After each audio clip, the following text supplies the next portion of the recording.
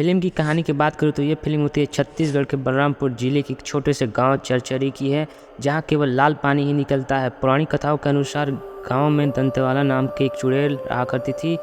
गुस्से में आकर चुड़ैल ने वहां के रहने वाले वासियों को मारना शुरू कर दिया। देखते ही देखते इस गाँव में पूरी तरह से भूमि रक्तहीन हो गई।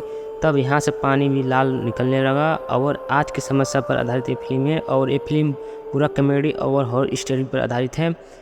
इसकी रिलीज डेट की बात करें तो यह दंतेला की शूटिंग लगभग पूरी हो चुकी है। आपको 2024 की अप्रैल या मई के महीने में ये फिल्म सिनेमाघरों के साथ मल्टीप्लेक्स में ये देखने को मिल सकती है। ये फिल्म छत्तीसगढ़ में बनने के ज़्यादातर फिल्मी ट्रेंड में से थोड़ा हटकर है। और इस फिल्म में आप मन के संगीत की बात करें तो उदित नारायण की आवाज़ सुने ला मिली।